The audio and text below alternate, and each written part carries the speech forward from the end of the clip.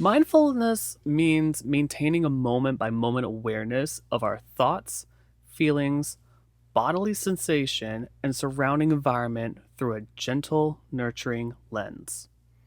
Mindfulness also involves acceptance, meaning we pay attention to our thoughts and feelings without judging them, without believing, for instance, that there's a right or wrong way to think or feel in a given moment. When we practice mindfulness, our thoughts tune into what we're sensing in the present moment rather than rehashing the past or imagining the future. Though it has its roots in Buddhist meditation, a secular practice of mindfulness has entered the American mainstream in recent years, in part through the work of John Kabat-Zinn and his mindfulness based stress reduction, also known as MBSR program, which he launched at the University of Massachusetts Medical School in 1979.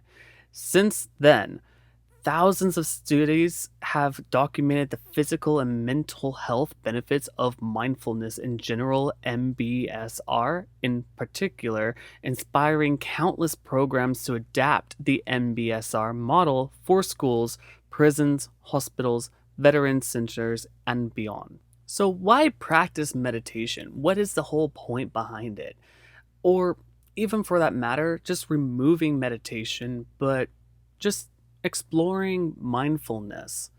Studies have shown that practicing mindfulness, even for just a few weeks, can bring a variety of physical, psychological, and social benefits. And here are some of these benefits which extend across many different settings. Mindfulness is good for our bodies. A seminal study found that after just 8 weeks of training, practicing mindfulness meditation boosts our immune system's ability to fight off illnesses. Practicing mindfulness may also improve sleep quality. Mindfulness is good for our minds. Several studies have found that mindfulness increases positive emotion while reducing negative emotions and stress. Indeed, at least one study suggests it may be as good as antidepressants in fighting depression and preventing relapse. Mindfulness changes our brains. Research has found that an increasing density of gray matter in brain regions linked to learning, memory, emotion regulation, and empathy. Mindfulness helps us focus. Studies suggest that mindfulness helps us tune out distractions and improves our memory, attention skills, and decision making. Mindfulness fosters compassion and altruism. Research suggests mindfulness training makes us more likely to help someone in need and increase activity in neural networks involved in understanding the suffering of others and regulating emotions. Evidence suggests it might boost self compassion as well. Mindfulness enhances relationships. Research suggests mindfulness training makes couples more satisfied with a relationship, makes each partner feel more optimistic and relaxed, and makes them feel more accepted of and closer to one another. Mindful couples may also recover more quickly from conflict. Mindfulness makes us more resilient. Some evidence suggests that mindfulness training could help veterans facing post traumatic stress disorder, police officers, women who suffer child abuse, and caregivers. Mindfulness can help combat bias. Even a brief mindfulness training can reduce our implicit bias and the biased language we use. One way this works, researchers have found, is by attenuating the cognitive bias that contribute to prejudice. Mindfulness is good for business. Mindfulness training could help make leaders more confident, improve creativity, reduce multitasking, and improve client satisfaction. Mindfulness may be beneficial to the teens. Practicing mindfulness can help teens reduce stress and depression and increase their self compassion and happiness. Once teens arrive at college, it could also reduce their binge drinking. Mindfulness helps schools. There's scientific evidence that teaching mindfulness in the classroom reduces behavior problems, aggression, and depression among students and improves their happiness levels, self regulation, and ability to pay attention. Teachers trained in mindfulness also show lower blood pressure, less negative emotion and symptoms of depression, less distress and urgency, greater compassion and empathy, and more effective teaching. Mindfulness helps healthcare professionals cope with stress, conflict with their patients, and improve their general quality of life. It also helps mental health professionals by reducing negative emotions and anxiety and increasing their positive emotions and feeling of self compassion. Mindfulness helps prisons. Evidence suggests mindfulness reduces anger, hostility, and mood disturbances among prisoners by increasing their awareness of their thoughts and emotions, helping with their rehabilitation and reintegration. Mindfulness helps veterans. Studies suggest it can reduce the symptoms of PTSD in the aftermath of war. Mindfulness fights obesity.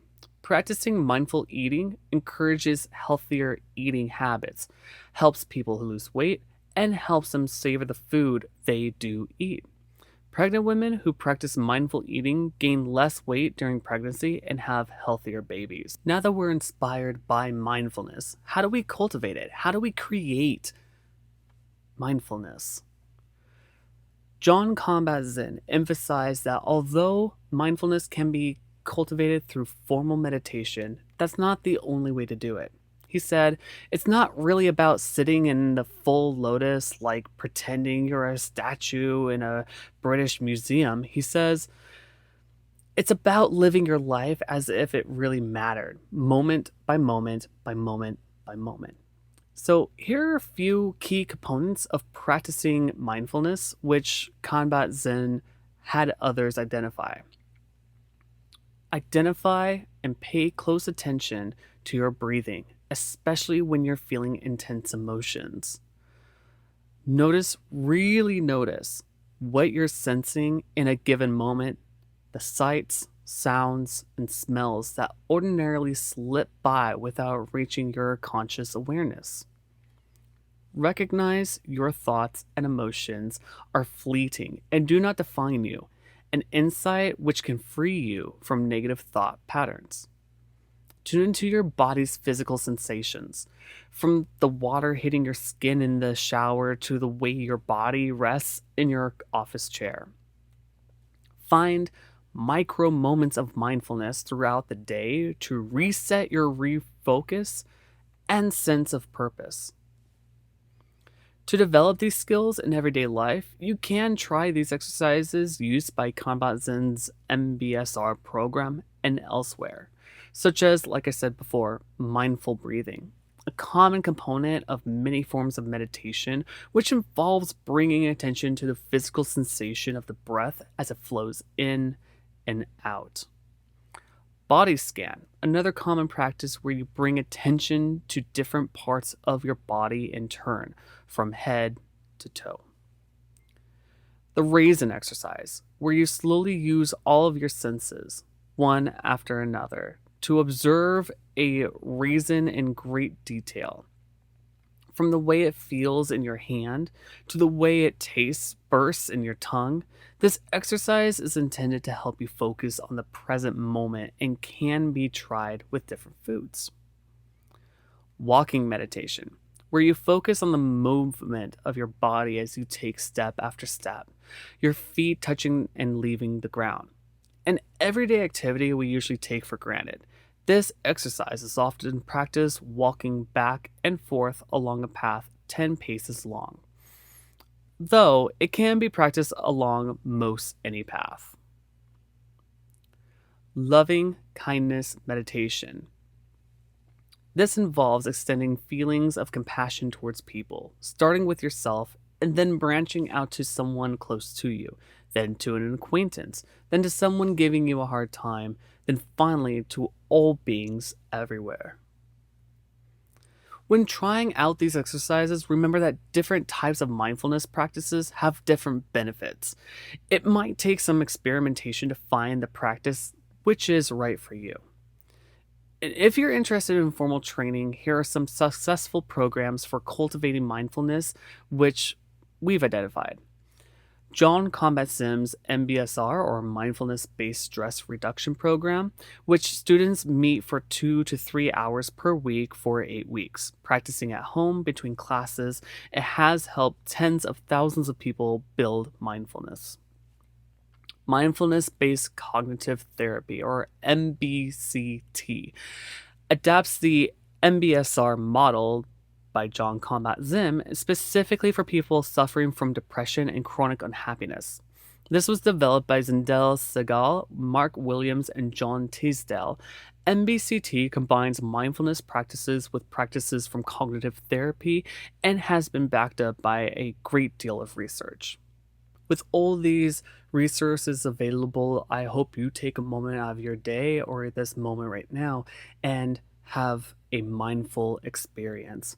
Thank you very much for listening to Inspiring on this lesson 5, mindfulness.